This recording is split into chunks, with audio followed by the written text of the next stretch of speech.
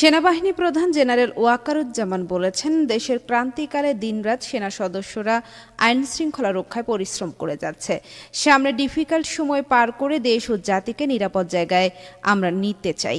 আজ Dhaka সেনানিবাসের army multipurpose কমপ্লেক্সে বীর মুক্তিযোদ্ধা সেনা সদস্যদেরকে সংবর্ধনা এবং সেনাবাহিনীর শান্তিকালীন পদক অনুষ্ঠানে তিনি একথা বলেন। সেনাপ্রধান বলেন, সেনাবাহিনী দেশের ক্রান্তিকালে অনেক ভালো কাজ করে যাচ্ছে। দেশ ও জাতি এই সেনাবাহিনীর কাছে কৃতজ্ঞ।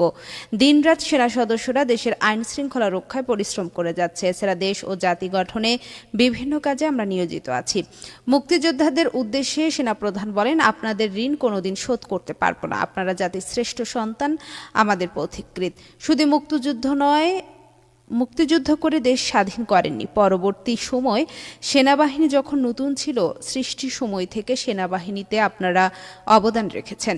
এছাড়া 2023-24 অর্থ বছরে শান্তিকালীন বিভিন্ন গুরুত্বপূর্ণ কাজের স্বীকৃতিস্বরূপ 5 জন সেনাবাহিনী পদক, 5 জন অসামান্য সেবা পদক ও 18 জন বিশিষ্ট সেবা পদক প্রাপ্ত সর্বমোট 28 জন সেনা সদস্যকে পদক পরিয়ে দেন। অনুষ্ঠানের শুরুতে খেতাবপ্রাপ্ত ও বীর মুক্তিযোদ্ধা সেনা সদস্যদের মহান মুক্তিযুদ্ধকালীন বীরত্বগাথা এবং শান্তিকালীন পদকপ্রাপ্ত সেনা সদস্যদের প্রশংসনীয় কর্মকাণ্ডের সারসংক্ষেপ তুলে ধরা হয়।